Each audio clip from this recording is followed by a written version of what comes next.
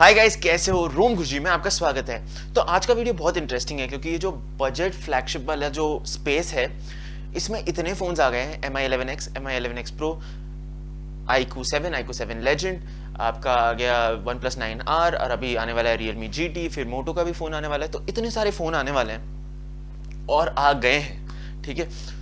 तो इसकी वजह से क्या हो गया, बहुत कंफ्यूजन हो गया, कौन सा खरीदे। इतने लोगों के कमेंट्स आ रहे हैं, ये खरीदूं या वो खरीदूं, कैसे खरीदूं, क्या खरीदूं। तो आज का जो वीडियो है, उस वीडियो के एंड तक आपको पता चल जाएगा कि आपको इन सब में से कौन सा खरीदना चाहिए। पर फन पार्ट ये है कि मैं आपको एक डिवाइस कोई सजेस्ट नहीं करूंगा, वो आप अपने लिए खुद सिलेक्ट करेंगे ये पूरा वीडियो देख के, ठीक है। तो ध्यान से देखिए और पूरा देखिए ताकि आपको सारी कंफ्यूजन दूर हो जाए। तो शुरू करते हैं। सबसे पहले हम बात करेंगे यूजर टाइप की, ठीक है। बहुत लोग फोन खरीदते हैं क्योंकि प्राइस कम है।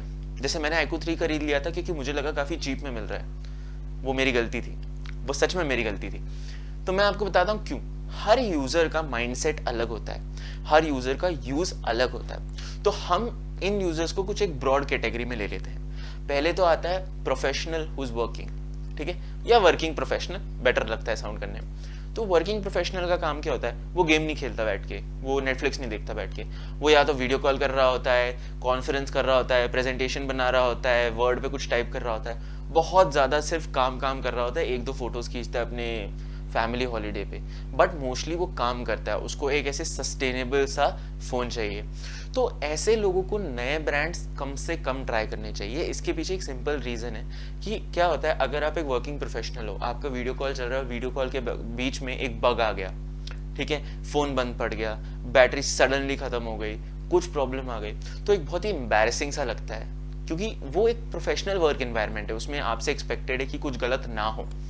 तो उन केसेस में जिस ब्रांड के साथ आपका सबसे ज़्यादा कंफर्ट लेवल बना हुआ है, ज़्यादा आप सबसे ज़्यादा कंफर्टेबल हो, आप उस ब्रांड के साथ जाओ। अब आते हैं हम सेकंड यूजर टाइप पे, जो है gamer, hardcore gamer, mobile, hardcore mobile gamer.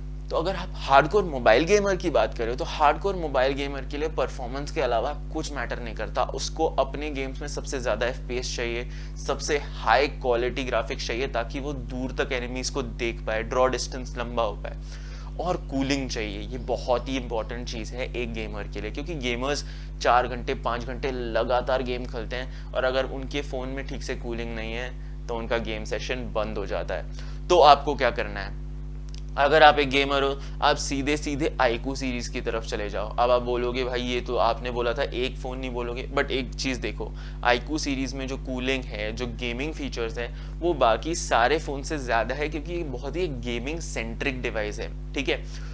तो अगर आपको गेमिंग ही करनी है, आप एक गेमिंग सेंट्रिक डिवाइस ढूंढ रहे हो, तो आप इसकी तरफ देखना ज़्यादा वायबल रहेगा। अब आते हैं हम तीसरे और सबसे कंफ्यूजिंग कैटेगरी में, वो है स्टूडेंट गेमर और कंटेंट वॉचर। मुझे पता है वॉचर कोई वर्ड नहीं है, बट इस वीडियो के लिए हम मान लेते हैं ठीक है। तो ये जो कैटेगरी है जिसमें हम भी आते हैं, ये कैटेगरी क्या है? ये गेम भी खेलती है, ये वीडियो भी देखती है, क्लासेस भी अटेंड करती है, प्रेजेंटेशन भी देती है। तो अब इसमें आपको एक फ़ोन चाहिए जो सब कुछ कर पाए, ठीक है। और आप जब ये स्टूडेंट वाले एज में होते हो, आपका फ़ोटो खींचना सबसे ज़्यादा होता है, बहुत फ़ोटो खींचते हैं हम लोग, और उसमें फिर क्वालिटी चाहिए, ये अच्छा नहीं लग रहा। अगर समझो किसी आप अपने पार्टनर के साथ चले गए, अगर पार्टनर है तो हम जैसे नहीं हो तो ठीक है, तो अगर आपके पास पार्टनर है और आप चले गए तो फिर उनके फ़ोटोज़ अच्छे आने चाहिए, उसके लिए कैमरा अच्छा चाहिए, ये बहुत सारी एक चीज़ें हो जाती हैं, ठीक है। उस सिनेरियो में हम क्या चाहिए, हमें एक फ़ोन चाहिए जो सब कुछ कर पाए। तो अब इसमें भी आप दो चीज़ें डिवाइड कर लो। अगर आप बहुत टेक्निकल इंसान हो तो आप कस्टम रोम्स और रूटिंग ये सब करते होगे, तो आप फिर ऐसे फ़ोन की तरफ देखो जहाँ पे आप वो कस्टम रोम कर पाओ, वो रूटिंग कर पाओ। अब मैं बताता हूँ क्यों। एक बहुत ही सिंपलिस्टिक रीज़न है। जैसे मैं कस्टम रोम्स मुझे पसंद है, उनके साथ खेलना पसंद है, मैं लेजिट ऐसे यूज़ के लिए नहीं करता, मेरे को खेलना पसंद है कस्टम रोम्स के साथ, तो मैं चेंज करता रहता हूँ। अभी iQOO 3 में वो पॉसिबल नहीं है, इसकी वजह से इरिटेशन हो जाती है आदमी को। तो अगर आप मेरे जैसे हो कि आपको ये कस्टम रोम्स के साथ खेलना पसंद है, ये ऐसे चेंज करना पसंद है, तो देन ये जो वीवो iQOO वाले ब्रांड्स हैं इसके साथ मत जाओ, क्योंकि आपको बूट लोडर अनलॉक नहीं करने देते हैं, ठीक है। इसी के साथ अगर हम बात करते हैं, आपको एक ऑलराउंडर चाहिए, पर आपको ये सिस्टम से कोई फर्क नहीं पड़ता, बस चलना चाहिए, बीच में बंद ना पड़े। तो भाई अभी जो वीवो और आईक्यू के फोन हैं वो भी बढ़िया है, वन प्लस के फोन हैं वो भी बढ़िया है, मतलब सारे ही फोन आपके लिए सूटेबल हैं। अब आप आगे कैसे चूज करेंगे वो मैं आपको इसके अगले वाले पॉइंट में बताऊंगा, बट अभी तक तो आपके लिए सारे फोन्स आपके अभी भी कैटेगरी में है। बाकी सबके लिए कुछ फोन्स आउट हो गए, बट आपके लिए अभी भी सारे के सारे फोन्स अवेलेबल हैं। इसके साथ हम आते हैं एक नॉर्मल यूजर, ये लास्ट यूजर प्रोफाइल है। एक नॉर्मल यूजर वो क्या करता है, उस नॉर्मल यूजर को कुछ फर्क नहीं पड़ता सॉफ्टवेयर कैमरा वैमरा से, वो बस फोन उठाएंगे कॉल करेंगे, फोन उठाएंगे मैसेज करेंगे, फोन उठाएंगे व्हाट्सएप करेंगे। अब ऐसे जो यूजर्स होते हैं वो कोई भी फोन उठा ले वो खुश रहते हैं, ठीक है। इनके लिए क्या आगे मायने रखता है वो मैं आपको बताऊंगा। इससे चलते हैं हम सेकंड पॉइंट पे, जो है प्राइस। अब ये जो है ये इंडिया में एक बहुत ही बड़ा और कंसर्निंग फैक्टर हो जाता है। अब मैं बताता हूं क्यों। क्योंकि इंडिया एक बहुत ही प्राइस कॉन्सेंट्रेटेड मार्केट है, यहाँ पे प्राइस पे सबसे ज्यादा ध्यान देते हैं, फीचर्स बाद में आते हैं। तो अगर आप प्राइस कॉन्शियस हैं, आप पहले की कुछ यूजर प्रोफाइल्स में आप गेमर हैं या आप बिजनेसमैन हैं या वर्किंग प्रोफेशनल है, वर्किंग प्रोफेशनल बिजनेसमैन वो अपना बिजनेस एक्सपेंस में एक्चुअली खरीद सकते हैं नया फोन और उसको दिखा सकते हैं।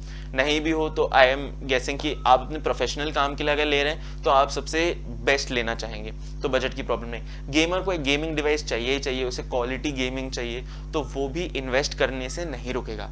इसके बाद अगर हम स्टूडेंट पे आते हैं तो स्टूडेंट का जो बजट है वो उतना हाई नहीं होता। जैसे मैं स्टूडेंट हूँ, मेरा बजट उतना हाई नहीं है। अभी मैं भी खुद एक नया फोन सर्च करने की कोशिश कर रहा हूँ, iQOO 3 की रीसेल वैल्यू कम है, तो मेरा भी बजट उतना हाई नहीं है। तो जो स्टूडेंट्स होते हैं उनके लिए बजट एक बहुत बड़ी चीज हो जाती है। अगर आप कस्टम रोम्स वगैरह लेते हो और अगर आपको iQOO, वीवो या ये नए ब्रांड्स से ट्राई नहीं करना है, MI भी आपको पसंद नहीं है, तो आपको या तो लास्ट ईयर का फ्लैगशिप लेना पड़ेगा या OnePlus 9R लेना पड़ेगा, क्योंकि आपके पास ज़्यादा ऑप्शन फिर बच नहीं जाते हैं अगर आपको ये जो नॉट वेरी नोन ब्रांड्स नहीं लेने। बट Realme, MI इसका कस्टम रोम में कोई प्रॉब्लम नहीं आता। इनफैक्ट MI में कस्टम रोम डालने के बाद भी, मतलब वो बूट लोडर अनलॉक करने के बाद भी आप सर्विस सेंटर जाके सर्विस करा सकते हो, तो काफ़ी अच्छी चीज़ है। तो आप MI UI वैसे भी चेंज कर सकते हो। पर अगर आप उस कैटेगरी में हो जो सिस्टम सॉफ्टवेयर से नहीं फर्क पड़ता जिसको, वीवो iQOO सबसे बेस्ट वैल्यू फॉर मनी अभी दे रहे हैं। अब मैं बताता हूँ क्यों। क्योंकि जो iQOO है और वीवो है, इन दोनों के कैमरास काफ़ी बढ़िया है, ठीक है। इसके साथ iQOO का परफॉर्मेंस कूलिंग काफ़ी अच्छी है, काफ़ी ज़्यादा अच्छी है।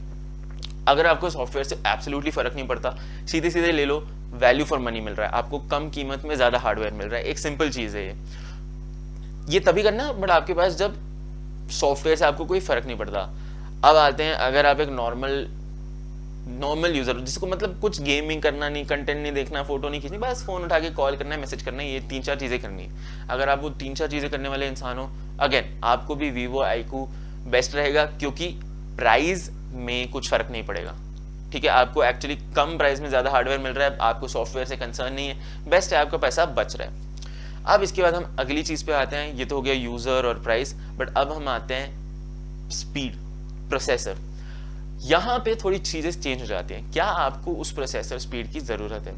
काफी लोगों को मैंने देखा है, भाई रैम ज्यादा ले लूं, 12 GB रैम ले लूं, 8 GB रैम ले लूं। देखो अभी की स्टेट पे एंड्रॉयड में 6 GB से ज्यादा रैम का कोई यूज नहीं होता, ठीक है, कोई जरूरत नहीं है। आपको ये कंपनियां बेच रही हैं फ्यूचर प्रूफिंग के बारे में, पता नहीं वो फ्यूचर कब आएगा, ठीक है। तो अगर आपको ऑनेस्टली रिक्वायरमेंट है, अब मैं आपसे खुद से पूछो, क्या मुझे इतने फास्ट फोन की रिक्वायरमेंट है? क्या मैं उस पर कुछ ऐसा इंटेंसिव टास्क करने वाला हूँ या वाली हूँ?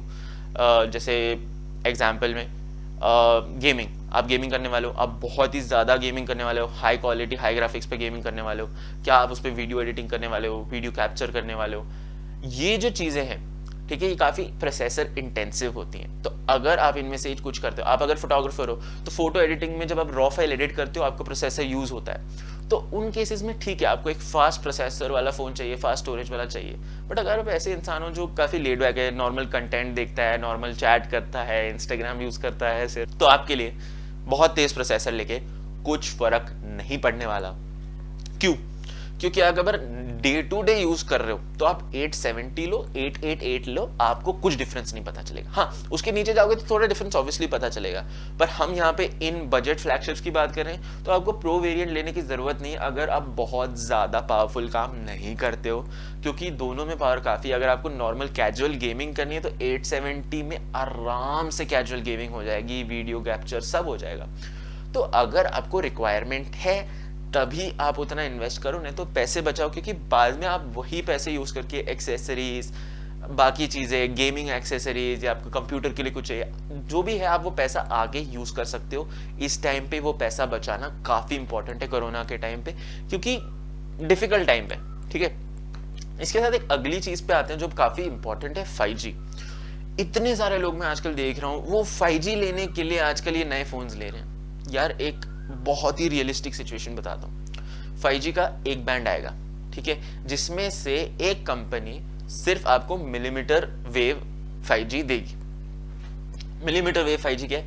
ये तेज वाला 5G है, जिससे मतलब आपको वो 1000 Mbps टाइप का स्पीड मिलेगा।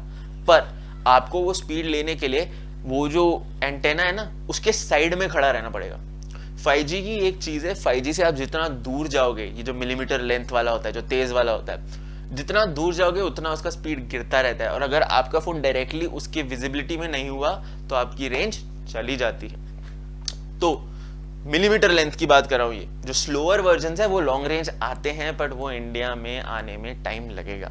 5G की मिलीमीटर वेव वाला जो 5G वर्जन है वो आने के लिए बहुत ज्यादा इंफ्रास्ट्रक्चर की रिक्वायरमेंट है। तो स्टार्टिंग में कुछ सिटी के कुछ पार्ट्स में ये इनेबल होगा।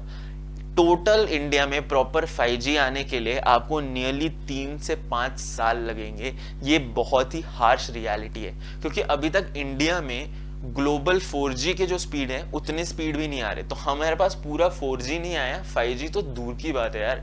तो बिल्कुल ये 5G के चक्कर में मत करना। और एक सिंपल चीज बताता हूँ, मेरा फेवरेट यूट्यूबर है MKBHD, उसने बोला था don't buy tech on the promise of future updates, ठीक है। अभी कोई चीज मत खरीदो टेक की, क्योंकि कंपनी बोल रही है बाद में अपडेट देगी। जो भी है अभी के अभी ऑन ग्राउंड जो अवेलेबल है उस पे देख के खरीदो, ठीक है। बहुत ही इंपॉर्टेंट चीज है। इसके बाद हम आते हैं software updates and service centre and trust. Trust आप पूछोगे भाई क्या ये क्या ज्ञान दे रहा है तू लाइफ का? नहीं, सिंपल चीज है। एक कंपनी के साथ एक कस्टमर का ट्रस्ट बन जाता है। जैसे जब मैं OnePlus यूज करता था, मेरे को बहुत ट्रस्ट था कंपनी पे, मैं हमेशा OnePlus को सपोर्ट करता था। मैं उन फैन बॉयज में से जा रहा हूँ कि भाई OnePlus ही OnePlus है अपना। उनके ड्रॉबैक्स बहुत थे, उनका जो सर्विस कॉस्ट है वो काफी ज्यादा है, उनका जो स्पेयर पार्ट का कॉस्ट है भाई बहुत महंगा है। मेरे HP के लैपटॉप का, जब HP का लैपटॉप हुआ करता था मेरे पास, उसका भी ना सर्विस कॉस्ट कम पड़ जाता था कभी कभी। तो हाँ, सर्विस कॉस्ट उनकी थोड़ी ज्यादा है, बट वो मैनेज कर लेते हैं। आपको एक्स्ट्रा वारंटी वगैरह रेड केबल क्लब से देके वो आपको कुछ एक्स्ट्रा एक्सेसरीज दे देते हैं, तो उससे वो मिटिगेट हो जाता है। इसी के साथ जब मैं iQOO पे आया, पहले मुझे iQOO एक्चुअली अच्छा लग रहा था क्योंकि बहुत वैल्यू फॉर मनी लग रहा था। उसके बाद कंपनी ने सपोर्ट देना धीरे धीरे धीरे करके कम कर दिया, ठीक है। आजकल सिर्फ सिक्योरिटी पैच अपडेट्स आते हैं, एक्चुअल सॉफ्टवेयर में जो बग्स हैं वो फिक्स ही नहीं होते। कंपनी प्रोमिसेस करती है और वो पूरे नहीं करती, तो इसकी वजह से मेरा ट्रस्ट हिल गया है। बट इसकी वजह से आपका ट्रस्ट हिले ये जरूरी नहीं, आपका एक्सपीरियंस डिफरेंट हो सकता है। हर एक यूजर का एक्सपीरियंस डिफरेंट होता है। मैं iQOO 3 का यूजर हूँ, मेरा एक्सपीरियंस गलत है। आपने शायद iQOO 7 लिया और आपका एक्सपीरियंस बेटर होगा, तुम बोलोगे भाई तुम्हारा एक्सपीरियंस गलत था। नहीं, मेरा एक्सपीरियंस मेरा ओन है, आपका अलग हो सकता है, बट ये मेरा बताना काम है कि मेरा क्या एक्सपीरियंस था। इसी के साथ वीवो की बात करें तो वीवो के साथ मेरा इन जनरल कोई बुरा एक्सपीरियंस नहीं है, डिसेंट एक्सपीरियंस है। बहुत ही क्रेजी नहीं है, बहुत ही बुरा भी नहीं है। अभी उनका सॉफ्टवेयर पहले मुझे बहुत ब्लोटेड लगता था, अभी उतना ब्लोटेड नहीं है, स्टॉक के ज्यादा पास आ गया है। OnePlus की एक चीज मैं आपको बताऊंगा सॉफ्टवेयर अपडेट्स के मामले में, उनका जो Android 11 वाला जो वर्जन आ रहा है उसमें बहुत सारे बग्स आ रहे हैं, तो उसको जरा ध्यान से देखिए। अगर आप किसी भी तरह से किसी स्टोर में जाके OnePlus का फोन एक्सपीरियंस कर सकते हो तो एक बार एक्सपीरियंस कर लो, क्योंकि उनका जो 11th वाला Android 11 बेस्ड OS है, ऑक्सीजन OS, उसमें लोगों को बहुत प्रॉब्लम्स आ रहे हैं। मैं OnePlus की फोरम्स में हूँ क्योंकि मेरे पास 60 है, तो वो 60 की वजह से जो ज्वाइन किए हैं फोरम्स, उसमें मुझे दिख रहा है कि काफी लोगों ने कंप्लेंट की कि सर हमारा जो ये जो OnePlus का 11 वर्जन है इसमें तो बहुत प्रॉब्लम है, बैटरी ड्रेन हो रहा है। सिमिलरली iQOO में भी लोगों को है। Vivo X60 के एक्चुअली अच्छे रिव्यूज आ रहे हैं, Vivo X60 में प्रॉब्लम नहीं आ रही, प्लस उसका कैमरा सॉफ्टवेयर बहुत अच्छा है। तो आपको एक और चीज बताना चाहूंगा, जो Vivo X60 है उसका जो कैमरा, कलर सैचुरेशन, ये सब किया गया है वो Vivo ने किया है, और iQOO की कैमरा का iQOO की टीम ने किया है। तो Vivo का थोड़ा बेटर है कलर ग्रेडिंग में compare to iQOO, because obviously वो थोड़ा बहुत ही ज्यादा कैमरा सेंट्रिक फोन बनाया गया है। इसी के साथ अगर हम MI की बात करें तो MI UI भी आजकल मैंने सुना है कि काफ़ी बगी है, बट इसमें एक आपको चीज़ मिलती है कि आप कस्टम रोम डाल के वो चेंज कर सकते हो। तो आपको ये कस्टम रोम चेंज करने का ऑप्शन आपको Realme में मिल जाएगा, MI में मिल जाएगा और OnePlus में मिल जाएगा। Vivo और iQOO strictly boot loader unlock नहीं करने देते, उन्होंने अपनी पूरी फास्ट बूट लाइब्रेरी चेंज कर दी है, तो कोई ऑप्शन ही नहीं है आपके पास। तो अगर आपको बूट लोडर अनलॉक करना है तो प्लीज़ Vivo iQOO को कंसिडर मत करो, क्योंकि आपको सपोर्ट नहीं मिलेगा उसके लिए। इसी के साथ सर्विस सेंटर्स की बात करें तो काफ़ी लोग मुझे बोल रहे हैं कि भाई सारे Vivo के सर्विस सेंटर iQOO के लिए खुले हैं। नहीं, उन्होंने बोला है कि iQOO के सिलेक्ट सर्विस सेंटर्स लॉन्च में खुले हैं, धीरे धीरे करके वो और उसे बढ़ाएंगे। अभी 1 in 6 Vivo service centre iQOO को सपोर्ट करता है, ठीक है। ये एक कस्टमर ने खुद वेरीफाई भी कर दिया है जाके कि हाँ एक ही है, जैसे गाजियाबाद में अपेरेंटली एक ही है जिसमें आप जाके कर सकते हो। इसी के साथ अगर हम बात करें जो इन जनरल एक कस्टमर सपोर्ट की, जो आप चैट सपोर्ट वगैरह होता है, तो वो MI और Realme और OnePlus का काफ़ी अच्छा है, Vivo का डिसेंट है। iQOO का चैट सपोर्ट मतलब पता नहीं क्या खा के सोता है, मतलब कुछ भी आंसर देता है, किसी भी क्वेश्चन के लिए कुछ भी आंसर दे देता है। तो उनका chat support is not good, but आप उनको कॉल करके बात कर सकते हो, वो सपोर्ट काफ़ी बढ़िया है, वो अच्छे से टेक्निकल नॉलेज आपको देते हैं, बट चैट सपोर्ट उनका उतना अच्छा नहीं है। तो अभी इन जनरल आपको पता चल गया होगा आपकी नीड्स क्या हैं और आपको क्या चाहिए। तो अगर पता चल गया हो तो भाई सब्सक्राइब बटन दबा दो, हमारी भी मदद होगी। और अगर अभी तक पता नहीं चला है और मेरी रिकमेंडेशन चाहिए तो डिस्क्रिप्शन में मैंने अपने रिकमेंडेड कुछ डिवाइसेस दे रखे हैं जो मैं खुद लेना चाहता हूँ, वो मेरी विश लिस्ट में। अगर आपके पास पैसा है तो आप खरीद सकते हो। That's all for this video guys, this is रोम गुरुजी।